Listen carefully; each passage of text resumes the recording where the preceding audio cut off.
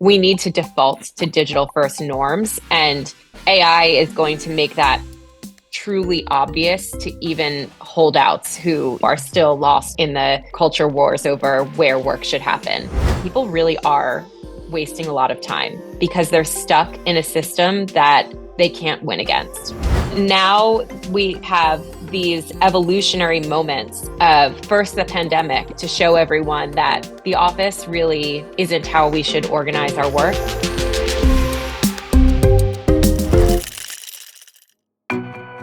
Welcome to Future Work, the podcast about a happier future of work and the role of people and technology within that. In today's episode, the last for Season 3, we explore AI and modern work with Annie Dean, the VP of Team Anywhere at Atlassian, the largest distributed work company in the world. Annie has advocated for flexible work for over 10 years, originally stemming from her own needs as a new mom. But in this episode, we shift the conversation from where we work to how we work. We discuss how to work more effectively, AI's profound impact on productivity and collaboration, its broader implications for workplace diversity and inclusion, and Annie's inspiring vision for the future of work. So let's dive in. Hybrid work is here to stay, but are you making the most of it? Join us on July 8 for the Hybrid Work Dilemma. Learn how to do more with less office space while increasing productivity, collaboration, and employee engagement. Hear from Agate's Corinne Murray, Stanford University's Nick Bloom, the world's leading hybrid work expert, Janet Pope McLaurin, the Global Director of Workplace Research at Gensler, one of the most prominent workplace design firms, and Tiffany Ouyang Lam, the US Workplace Manager for Grammarly. And this is not just another webinar. It's a chance to get inspired and connect with peers in a live roundtable to tackle your hybrid work challenges. Thanks to Tactic, the #1 rated space logistics platform used by customers like Microsoft, Redbull, and the UN for making this event possible. Sign up now at flexos.work/hybrid2024. flexos.work/hybrid2024. Don't miss out. Annie, thanks so much for being on. Thank you so much for having me. It looks so nice where you are. Can you share?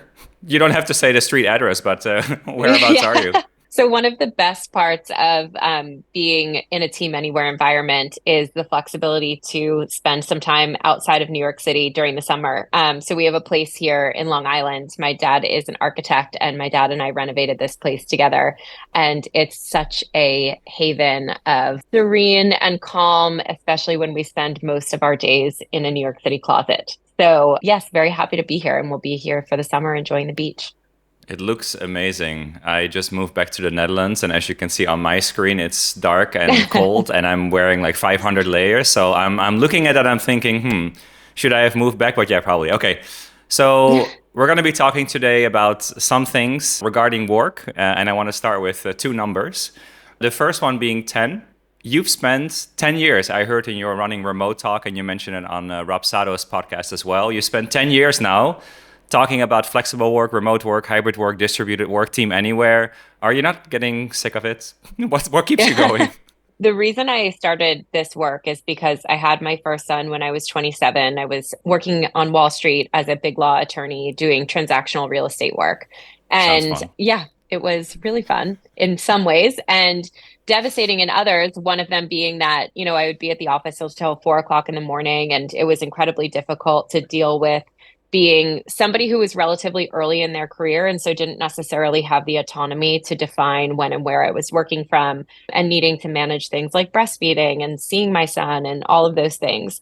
And it really depleted me in a pretty extreme way. And I'm a very strong person on the spectrum. So it led me to really consider, if this is how I feel, how does everyone else feel? And what does this mean from a more macro perspective?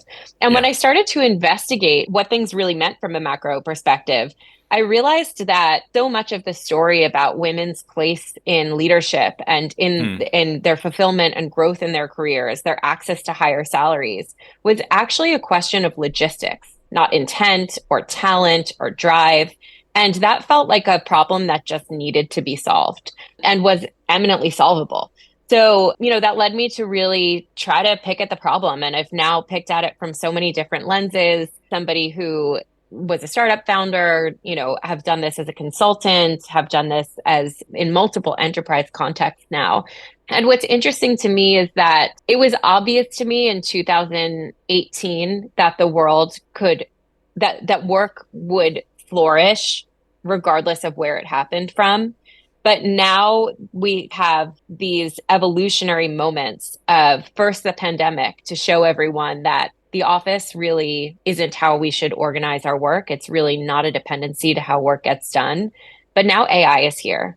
And so the way that we think about using technology and tools to facilitate work shows us that the better way to work is digitally, because that's how we can leverage all of this technology to its full capability. And when we work digitally, yes, of course, there are always going to be times where being in person is extremely valuable, and that should be a part of how we organize companies.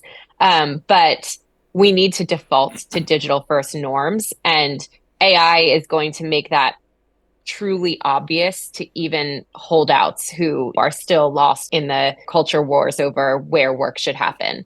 And so that inspires me to keep going because I started out solving a problem for myself. I do believe that this is a problem that is a better way to organize society. I think that this is a watershed moment for inclusion in our workplaces, especially for women, for people of color, for people who have disabilities. And it's just a way to get more capability and a better quality of life for people across the board without losing our ability to compete or deliver the highest quality work. So it's just so obvious that I can't help but keep making it happen.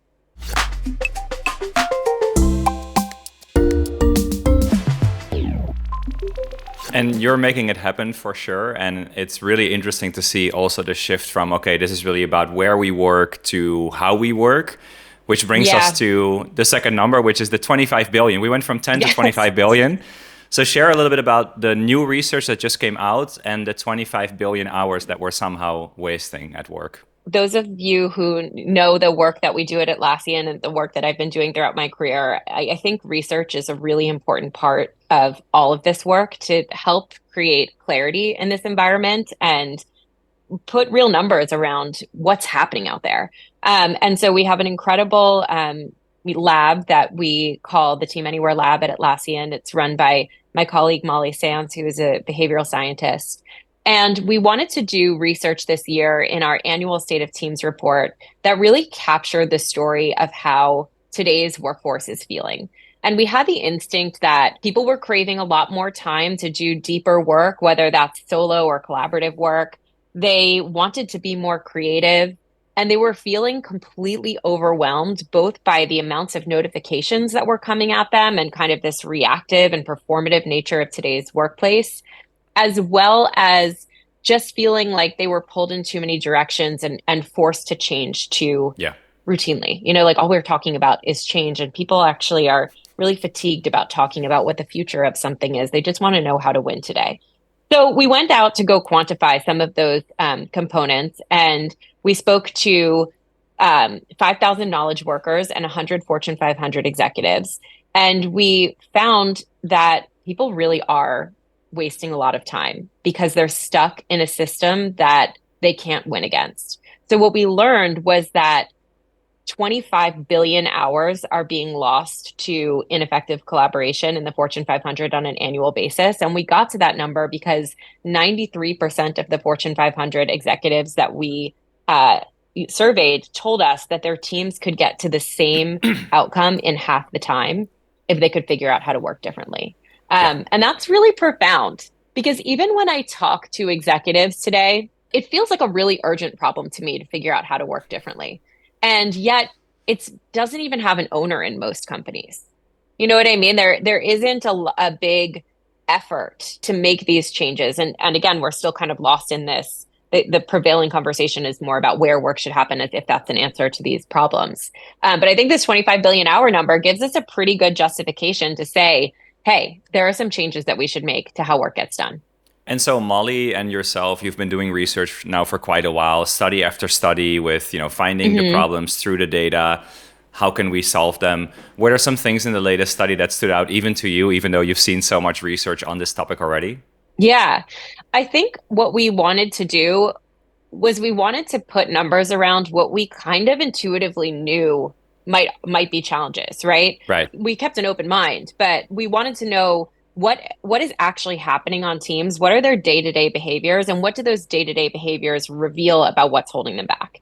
And what we found was that lack of clarity around goals, kind of the inability to access knowledge, and a level of distraction that impedes progress are the things that are really holding teams back today. So some of the most interesting figures are that this one kills me. 65% of people, knowledge workers, told us that it's more important in their company to respond to notifications than to progress important work. That's Mm-hmm. fascinating. And that Yep. speaks to the behaviors that we're rewarding in today's environment. Another thing is that about half of teams find out later that they're doing the same work as other teams. So their work is being duplicated by other teams across the organization. And then a very high volume of employees and people that we surveyed are telling us that it's hard to get the information they need. And I think there's something really to unpack there around knowledge, because I think actually that's the core of the shift that we're making, which I Hmm. could go into greater detail about. But I think those are the big things that are holding people back: goals, making progress, getting access to information and knowledge. And even just that 65% number, that's exactly what we're hearing in the return to office conversation, mostly in the US, I would say, but mostly, Right. talking about, if I don't see people, I don't know whether they're working. And therefore, it starts to become important to jiggle your mouse frequently or Yeah. respond to messages quickly because then you're quote unquote working. Whereas Right. most of the time management research would tell us that no, actually, what you need to be doing is to be focused on a task. And usually, to get good work done, you need to have a block of an hour and a half, 2 hours. So, in Right. speaking to Molly, I know Right. that you've implemented some of those principles of how do you actually work more effectively. So, what are some of the recommendations that you would give to anyone, Fortune 500 company to a 5-person startup, in terms of how to work better together? Yeah, I think that it's all about having the time to, well, first, it's about having clarity. So we want to make sure that we're really clear on the work that matters so that we can prioritize that work.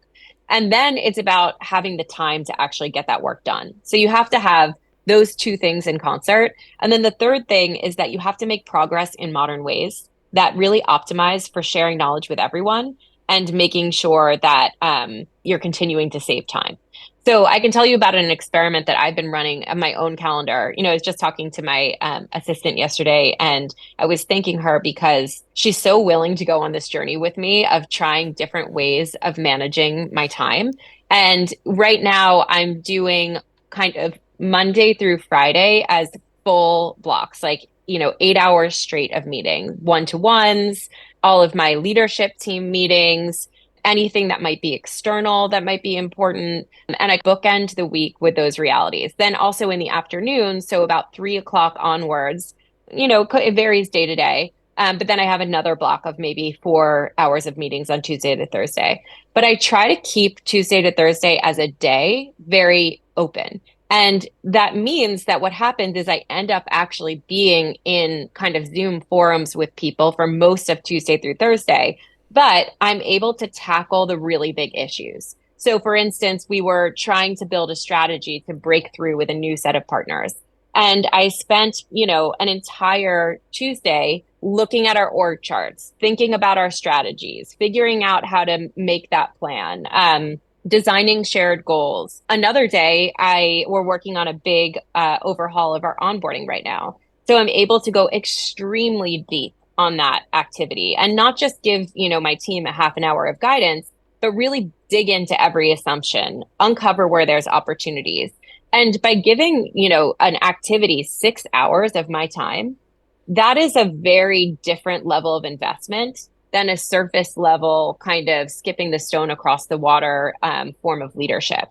And it's much more collaborative. It's much more rewarding for me. And by the end of the week, I'm so fulfilled because I can look at my 5 big priorities for this entire fiscal year and say, wow, like I'm really investing where I think it's important. And that to me is a great way to organize. And it's a matter of continuing to take that formula and change it. Do I know what matters? Am I actually spending my time on it? And am I progressing what I'm doing in a way that creates the maximum benefit for visibility for others, saving time, etc.?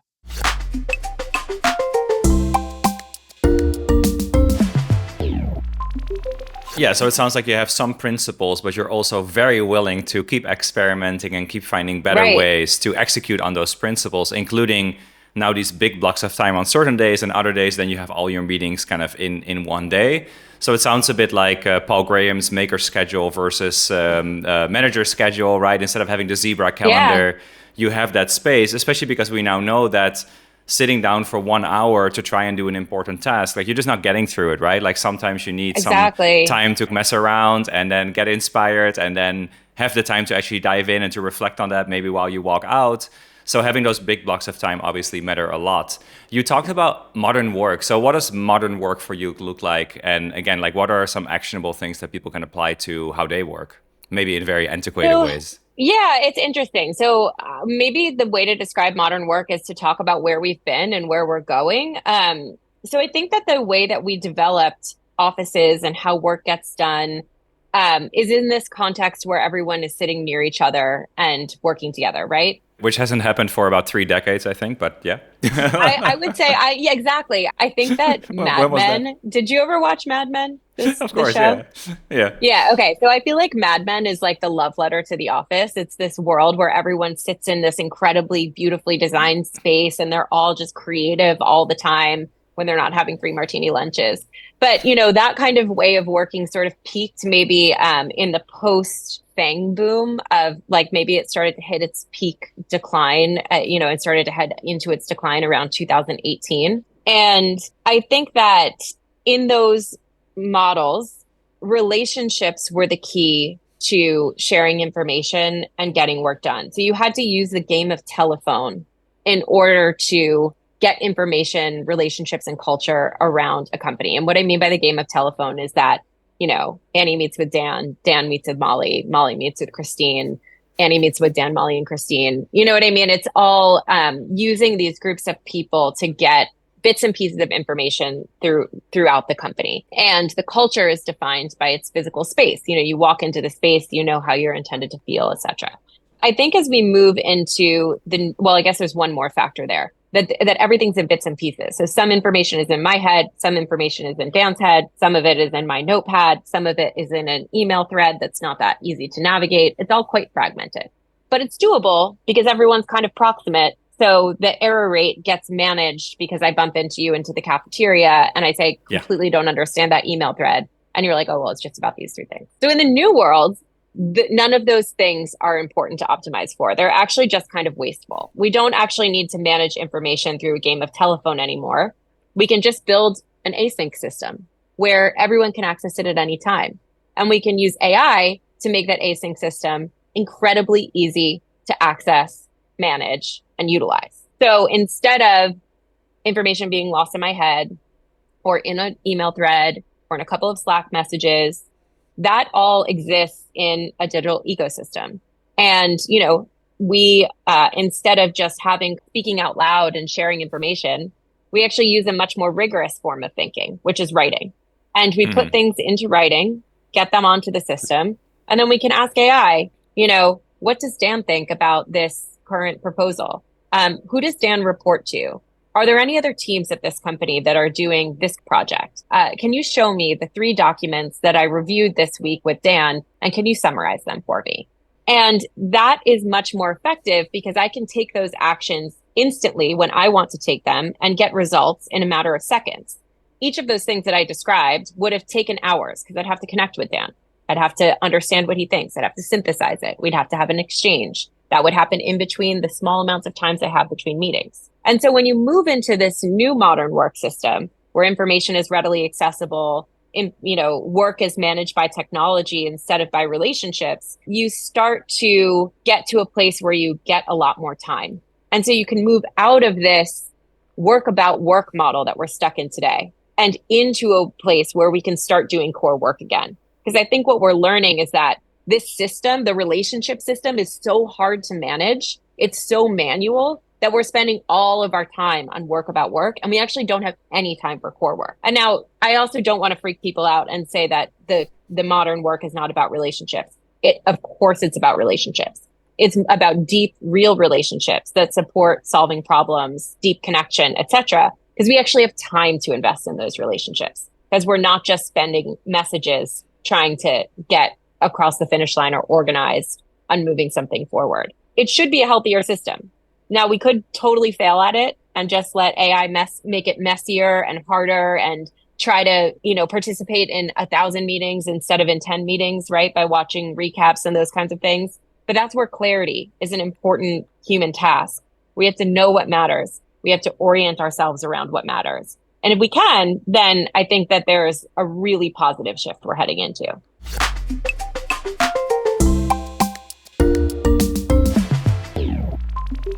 Yeah, and I think you've also said that people need to become creators again. They need to get out of being administrators, being out of, I'm just doing the whole day, I'm just like answering emails, being in meetings, reporting to people. All that stuff can be done by AI. And I think that's the main role that should be the main role for AI, that it actually takes over all the dread, all the toil, all the stuff that we don't like doing so that we can focus on the things that matter.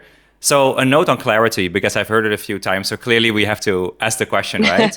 Why is it so difficult for people at work to be clear on what they need to do? And I know you run some small hack to make that happen by having a chatbot, I think, say to people every day, what is your key priority for today? Maybe you can do some checking. But why is it generally that people are so bad at knowing what's important? Because you think you would kind of know what your job is. Yeah, I'm sure Molly would have a deep psychological response as to why humans are bad at knowing what's important, right? But so I'll leave that to the scientists. But as we think in practice about work, one, I think we're out of practice because our attention has been so taken from us and we're so habituated to that reality that it's hard for us to step above the noise and really declare what's important. So for instance, you think about work calendars and the fact that most people show up to their workday and they let their calendar tell them what's important. I think one of them, the calendar's the boss. And, I always joke about this, but I'm like, your calendar is not in control of you. And I think it can be unsettling for people because I do work very differently. I wake up and I'm thinking about how much time do I have left in the unit of the week? What have I left unfinished? What do I need to deeply invest in? And my requests for people time can be disruptive because I'm willing to say my calendar is irrelevant. I'm focused on what really matters. And that takes some adjusting, by the way, because it requires flexibility. So one, I think we're out of practice. Two, I think you really need sponsorship from your manager and you can build that both tops down and bottoms up, right? You can really advocate with your manager to say, I really want to know what matters and what's important and priority. And you, as a leader, I think you also have to kind of be willing to place your bets and say, I have a good planning process. I'm looking at the right information. I'm good at making a call on what matters to my business unit. And I've socialized that to make sure that I have air cover to know what's important without letting go of the ability to be flexible and to react to the shifting environment that we're in as time passes. But of course, the reality is that those managers also just wake up on a Monday morning completely overwhelmed by the work that they need to be doing and by the meetings that they have to take on that day. So how do you get out of that? Like, how do you create time to even set priorities? I think that's going to be a very practical thing that people run into. Right. It's a very self-fulfilling prophecy, So I think, for instance, I just elevated somebody into a new role and she has double the remit that she had before. And I was like, the thing I'm most worried about for you is that you're not going to have enough time to engage in what matters because you're going to still be stuck in the details of, the job that you were in before. And so I was like, the most important thing for you to do is to just immediately clear 35 to 40% of your calendar.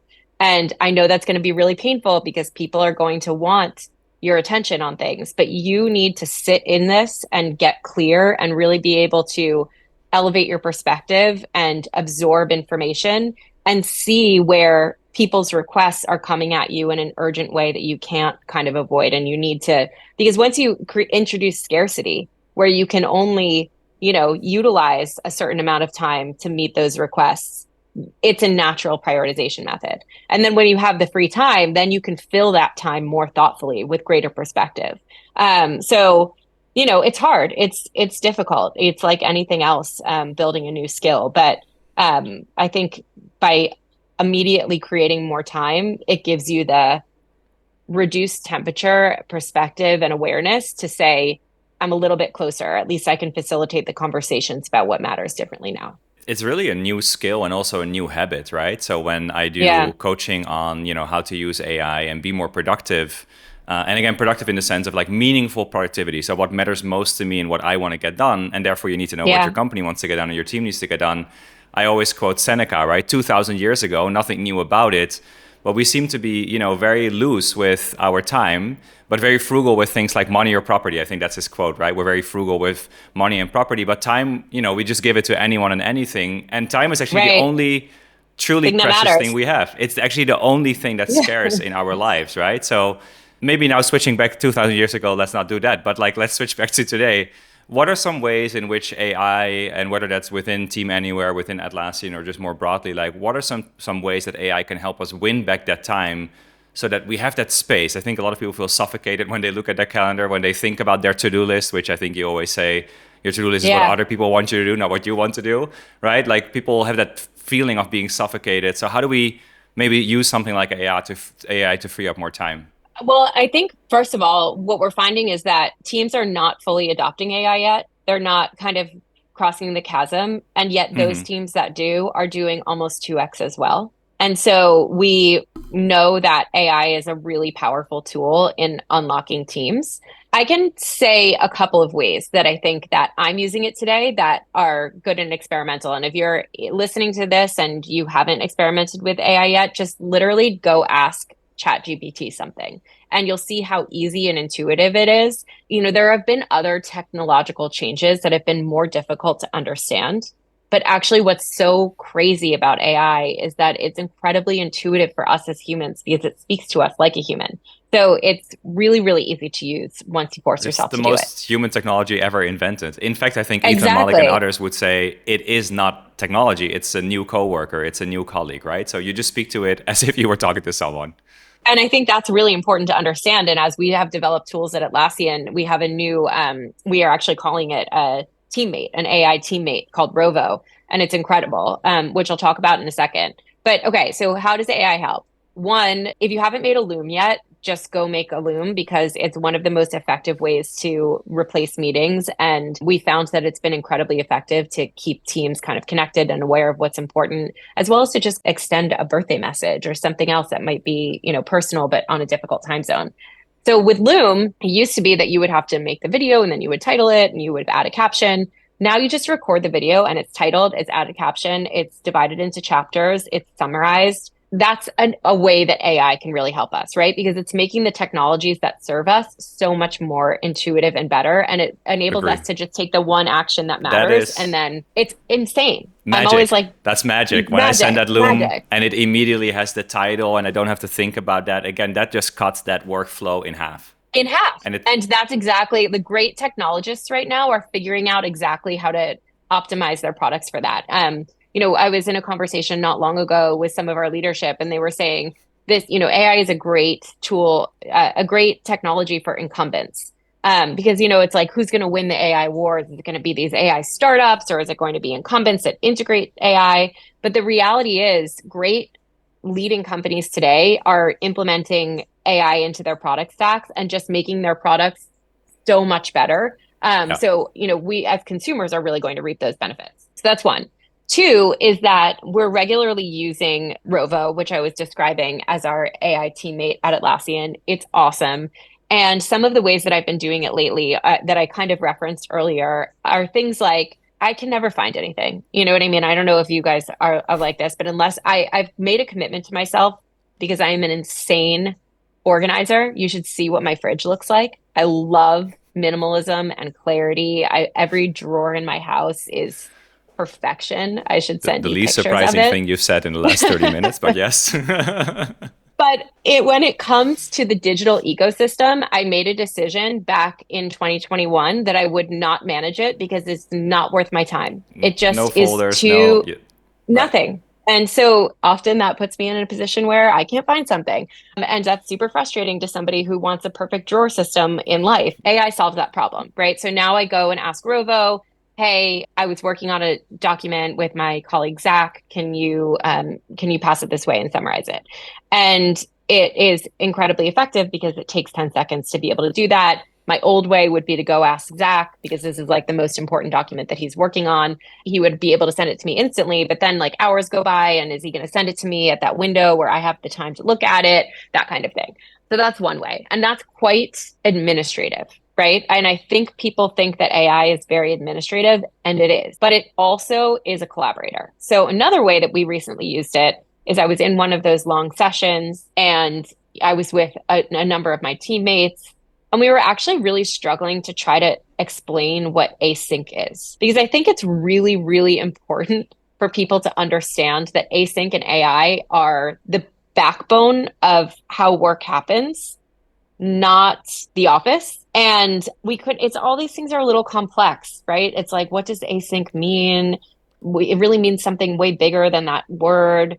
And we asked Rovo to explain it to us like a kindergartner, and it came up with such great intuitive language that we could actually utilize. And frankly, we could have spent 3 more hours talking to each other and we would not have gotten to that quality of answer.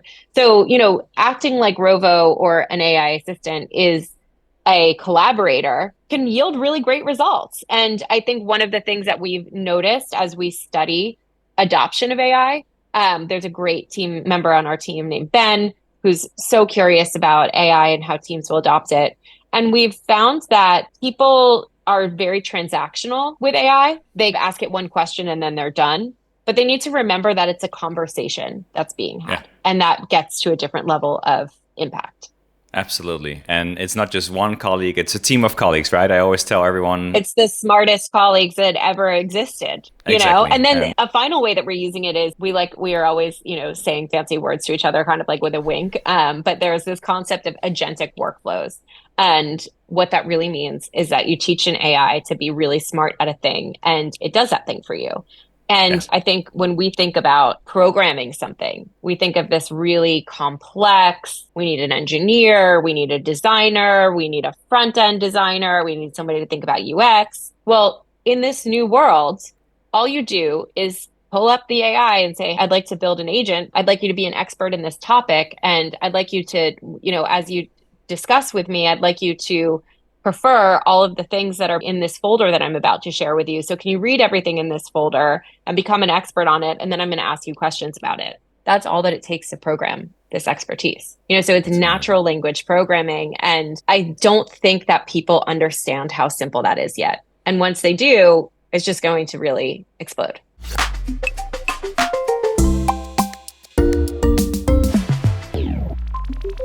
Yeah, it's always the mind-blowing thing of like, wait, this is what AI is? This is how simple it is? This is how human it is? It's just like so mystic for people, but actually it is very simple. So I know we're totally out of time, so I'll just ask the very last question very quickly, 2 seconds. Yeah. Your big wish for the future of work? I love that question. My big wish for the future of work is that everyone gets to live a little bit more and be healthy and reconnect with their creativity. I think that's what the world needs right now, really creative problem solvers with the capacity to go do really hard things. And I really hope that people who have been left out of the workforce to date are the people running our companies in 10 years because we've introduced these models. I hope that brings us new perspectives. So let's see. Okay, that sounds amazing. Thanks so much for being on, and thanks so much for closing this season with us. Thank you, Dan.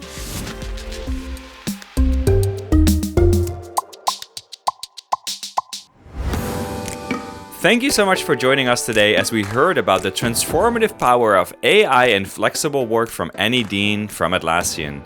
Here are the actionable key takeaways from the conversation. Number 1, default to digital-first norms. As Annie said, the way that Atlassian works today has proven that the office no longer needs to be a dependency for how to get great work done. Digital-first approaches optimize work efficiency, especially now that AI fuels even more seamless collaboration and information access. Shift towards digital-first practices and utilize AI tools to enhance productivity and reduce dependency on costly physical office spaces that people don't like going to. Number 2, reduce ineffective collaboration. Fortune 500 companies collectively waste 25 billion hours a year on ineffective work, preventing people from doing the deep and creative work they crave. Fortune 500 CEOs told Atlassian that they believe their teams can get the same amount of work done in half the time, but that people are wasting time being stuck in a system that they cannot win against. Any study found that a lack of clarity on goals, a lack of knowledge sharing, and too much distraction are the 3 key reasons we are not getting our best work done. When replying to a notification is more important in the company than progressing important work, or 2 teams finding out that they are doing the same work after the fact, there is something seriously wrong. Appoint someone to solve this problem and put in the effort to fix it, rather than worrying about where work will happen. And step up your game in terms of how priorities are communicated and knowledge is shared, and help people create time for what matters to double your team's productivity. Number 3. Leverage AI to boost effective work and collaboration. AI can solve the challenge of information being stuck in too many people's heads, or even digitally dispersed in various accounts, email threads, and Slack channels. This especially works when there's a culture of writing. Then it's easy to ask AI what someone is thinking about a topic, or where to find a particular document to continue working on. AI can also provide strategic insights and simplify complex concepts. For example, Annie's AI helped her explain async in the simplest of terms. This is helpful. Integrate AI assistants to facilitate understanding and communication of strategic initiatives, and create a digital-first and writing culture to make it very effective. As Annie shared, teams that adopt AI are double as effective as those that don't. So there's still a huge opportunity for all of us here. Don't be intimidated by AI. Just ask ChatGPT something as if you were asking a team member, and you'll see how powerful and easy it is. And number 4, change your own way of working. Many of these lessons can start small. Working differently yourself as an executive can help you model the right behaviors to your teams. For example, remind yourself that your calendar does not control you, or try out new hacks like dedicating certain day or day parts to focus work, like Annie is experimenting with right now. Then, sponsor your employees to do the same. Think actively with your team members about how to attack the work that they need to do, for example by telling someone to cut half of their meetings, as Annie did with a newly promoted team member. And finally, number 5, embrace modern work to promote inclusivity. As Annie said, so much of the story about women's place in leadership and in their fulfillment and growth in their careers is about logistics. Their access to higher salaries was actually a question of logistics, not intent, talent, or drive. Make the logistics work for everyone by making work digital and providing flexibility to accommodate the realities of people's daily lives. This way, we can fulfill Annie's wish of having the people who have been left out of the workforce until now run our companies in 10 years. That's it for today, and that's it for this great 3rd season of Future Work. Next week, we kick off a new podcast, Lead with AI, where we go even deeper into how to embrace AI for yourself, your team, and your company. Guests include global leaders from BCG, Microsoft, Amazon, X, and more, so make sure to tune in. And if you like this episode, please hit subscribe and give this podcast 5 stars on Spotify or Apple Podcast. This really helps a lot to boost my mission of a happier future of work. To be the first one to get updates on new episodes, subscribe at flexos.org/futurework.